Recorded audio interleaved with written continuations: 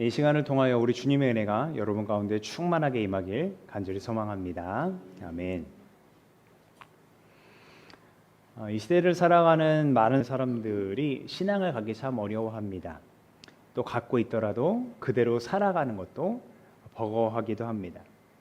주변의 상황을 탓할 수도 있겠습니다.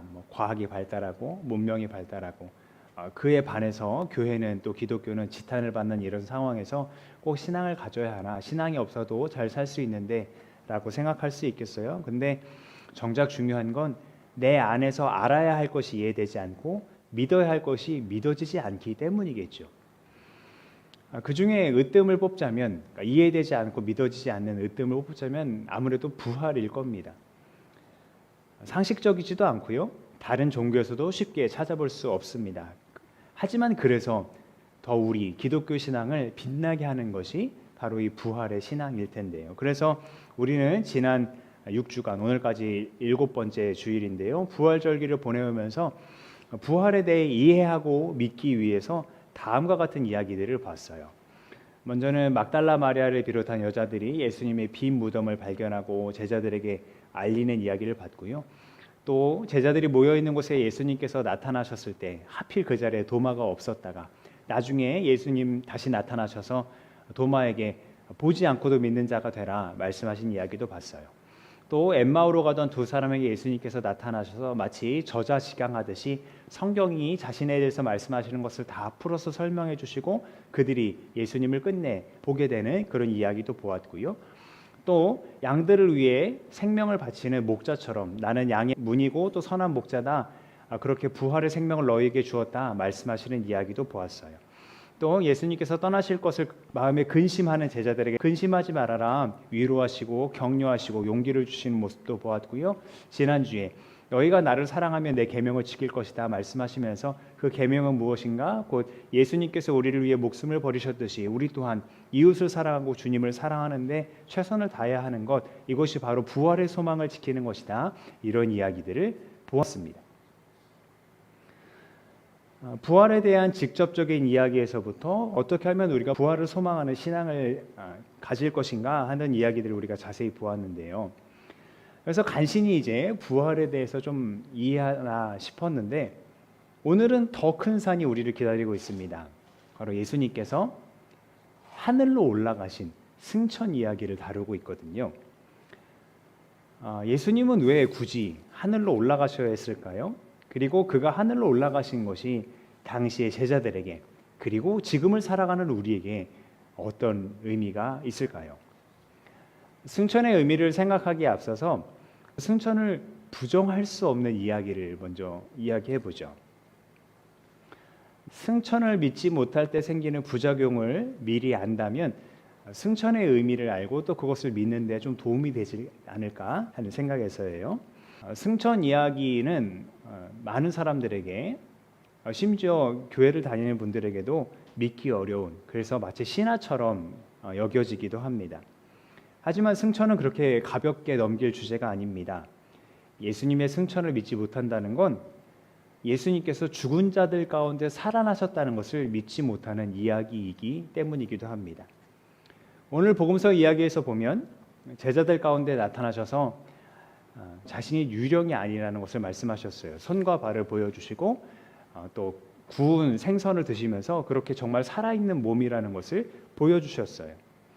그리고 그 모습 그대로 올라가셨다고 성경은 기록하고 있기 때문에 승천을 믿지 못한다는 얘기는 예수님의 육체의 부활도 인정하지 못하는 모양이 되는 겁니다.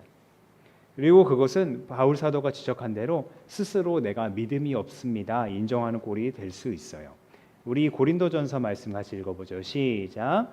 그리스도께서 죽은 사람들 가운데서 살아나셨다고 우리가 전파하는데 어찌하여 여러분 가운데 더러는 죽은 사람의 부활이 없다고 말합니까? 죽은 사람의 부활이 없다면 그리스도께서도 살아나지 못하셨을 것입니다. 그리스도께서 살아나지 않으셨다면 우리의 선포도 헛되고 여러분의 믿음도 헛될 것입니다. 아멘. 그리고 승천을 믿지 못한다는 얘기는 올라가신 그 모습 그대로 다시 오신다고 하는 것을 믿지 못한다는 이야기이기도 합니다. 오늘 사도행전 말씀에서도 분명히 기록하고 있거든요. 이 말씀도 같이 읽어보죠. 시작. 예수께서 떠나가실 때에 그들이 하늘을 쳐다보고 있는데 갑자기 흰옷을 입은 두 사람이 그들 곁에 서서 갈릴리 사람들아 어찌하여 하늘을 쳐다보면서 서 있느냐 너희를 떠나서 하늘로 올라가신 이 예수는 하늘로 올라가신 곳을 너희가 본 그대로 오실 것이다 하고 말하였다. 아멘. 물론 생각하기에 따라선 좀 더디 오시는 것처럼 여겨질 수도 있습니다. 그러나 그가 더디 오시는 것이 우리에게는 은혜임을 또한 기억해야 합니다. 베드로서 말씀에 하나님께서는 천년을 하루같이, 하루를 천년같이 생각하시면서 모든 사람이 회개하고 돌아오기를 기다리고 계신다고 말씀하시기 때문입니다. 그래서 이렇게 말할 수 있겠어요. 승천은 무조건 믿지 못하겠다 혹은 신화 같은 이야기다 그렇게 부정할 것이 아닌 이유는 승천이 부활과 재림을 이어주는 기독교 신앙의 아주 핵심적인 고백이기 때문에 그렇습니다. 우리가 주일마다 고백하지 않습니까? 이렇게 사도신경을요. 이따 우리 또 암송하겠습니다만 그래도 한번 읽어보죠. 시작. 장사된 지 사흘 만에 죽은 자 가운데서 다시 살아나셨으며 하늘에 오르시어 전능하신 아버지 하나님 우편에 앉아 계시다가 거기로부터 살아있는 자와 죽은 자를 심판하러 오십니다.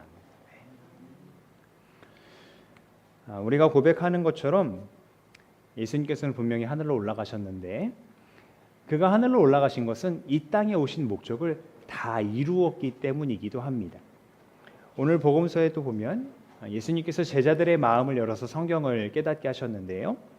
그래서 말씀하신 것이 뭐냐면 내가 전에 너희와 함께 있을 때 모세의 율법과 예언서와 시편이 나를 두고 기록한 모든 일이 반드시 이루어져야 한다 하지 않았느냐 하시고 또 그들의 마음을 열어서 말씀하신 것이 그리스도는 고난을 겪으시고 사흘째 되는 날에 죽은 사람들 가운데서 살아나실 것이고 그의 이름으로 죄사함을 받게 하는 회개가 모든 민족에게 전파될 것이다 말씀하셨어요. 제자들에게 말씀하신 대로 정말 예수님은 죽으셨지만 사흘 만에 다시 살아나셨잖아요. 제자들이 그것을 목격하였고요. 그러니까 예수님이 돌아가시기 전에는 이해되지 않고 깨달아지지 않고 믿어지지 않았던 그것이 정말 예수님이 살아나신 다음에 그들의 마음을 열어서 깨닫게 하시고 이해가 되고 깨달아지니까 제자들은 그제서야 기뻐할 수 있었습니다. 그래서 오늘 서신서 말씀, 에베소서 말씀에서도 이 예언의 성취, 곧 그리스도께서 죽었다가 살아날 것을 말씀하시죠. 이것은 하나님의 능력으로 말미암은 것이래요. 그 능력이 승천과 이후 권세를 허락했다고 증거합니다. 같이 읽어보죠. 시작.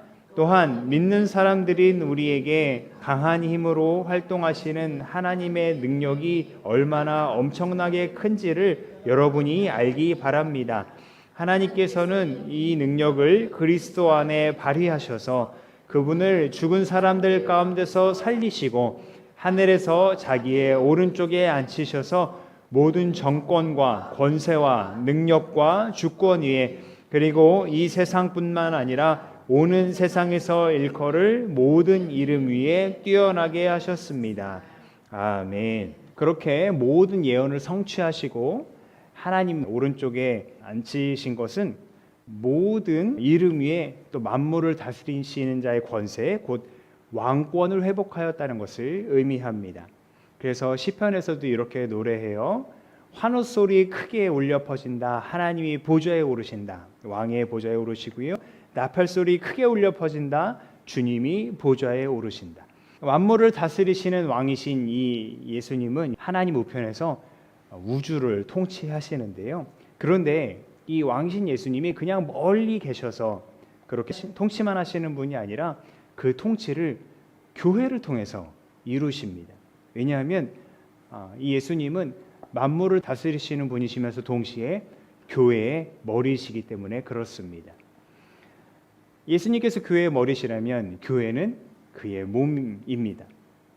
그럼 예수님은 자신의 몸인 교회를 어떻게 또 무엇을 위해 사용하실까요? 여기에서 승천의 또 다른 의미를 우리가 발견할 수 있어요. 예수님께서 제자들에게 마지막으로 하신 말씀은 나의 증인이 되어라 하는 것이었어요. 우리 말씀 같이 읽어보죠. 시작. 그의 이름으로 죄사함을 받게 하는 회개가 모든 민족에게 전파될 것이다 하였다. 예루살렘부터 시작하여 너희는 이 일의 증인이다. 그러나 성령이 너희에게 내리시면 너희는 능력을 받고 예루살렘과 온 유대와 사마리아에서 그리고 마침내 땅 끝에까지 이르러 내 증인이 될 것이다. 아멘. 여러분 그 법정에서 혹은 드라마로도 보셨을 증인 선서문을 제가 가져왔습니다. 보시면 양심에 따라 숨김과 보탬이 없이 사실 그대로 말하고 만일 거짓말이 있으면 위증의 벌을 받기로 맹세합니다. 이건 우리나라 형사소송에 출석한 증인이 선서할 때 하는 문구입니다. 제가 이 문구를 통해 말씀드리고자 하는 건 증인의 성격이에요. 증인이란 보고 들은 걸 사실 그대로 이야기하는 사람이라는 거예요.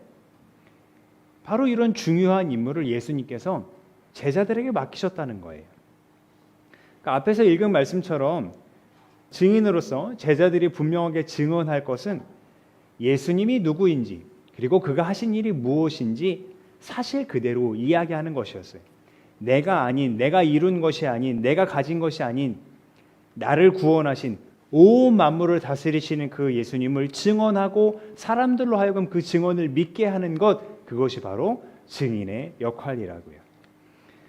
그러나 이게 사람의 힘으로는 어렵습니다. 나도 잘 안 믿어지는 걸 어떻게 다른 사람에게 믿게 하겠습니까? 우리의 힘으로는 할 수 없기 때문에 예수님은 또 다른 보혜사를 약속하셨습니다. 지혜와 진리의 영이신 성령님께서 오셔서 예수님이 가르쳐 주신 것을 생각나게 하실 거라고 말입니다. 그래서 예수님께서 하시던 일, 곧 하나님 나라의 복음을 증거하시던 그 일을 성령님을 통하여 제자들이 그리고 더 나아가 교회가 대신 맡게 하심으로써 사역의 전환이 일어난 거예요. 다시요, 예수님께서 승천하시면서 예수님께서 하신 그 일이 제자들 그리고 교회들에게로 전환이 되었다고요. 이것이 바로 승천의 중요한 의미 중 하나입니다. 예수님께서 곁에 계시지 않는다고 해서 또 눈에 보이지 않는다고 해서 그가 전하시던 복음이 무력화되었거나 그가 가르치던 하나님의 나라가 약화된 것이 아닙니다. 오히려 그가 약속하시고 보내주신 성령님을 통해서 주님의 제자들이 세워지고 그의 몸인 교회가 날로 확장되어 가면서 죽어가던 사람들을 살려내는 복음의 역사는 더욱 강력해졌습니다. 첨단 과학의 시대를 살아가는 이 시대 사람들에게 심지어 우리에게도 예수님의 승천은 썩 와닿지 않는 이야기일 수 있습니다. 또 예수님의 다른 사역보다 가벼이 여겨질 수도 있습니다. 그러나 그의 승천을 믿는 것이 부활과 재림도 믿는 것이라는 점에서 그리고 그의 승천은 그가 하신 일을 제자들이 그리고 교회가 이어받는 전환점이라는 것에서 매우 중요한 사건입니다. 무엇보다 그가 하늘로 올라가심으로 말미암아 다른 보혜사 성령님께서 오셔서 우리로 하여금 주님을 계속 사랑하며 또 그의 말씀대로 그의 계명대로 살아갈 수 있도록 하신다는 점에서 우리는 승천의 유익을 발견할 수 있습니다. 성령님께서는 오늘도 우리에게 부활의 소망을 증거하도록 지혜와 힘을 주시기 때문입니다. 그러므로 교회이신 여러분, 하늘로 올라가셨으나 다시 오실 주님을 바라보면서 그가 다시 오실 때까지 힘써 복음을 증거하는 그 복음을 살아내는 증인의 삶 감당할 수 있기를 간절히 소망합니다. 기도하겠습니다.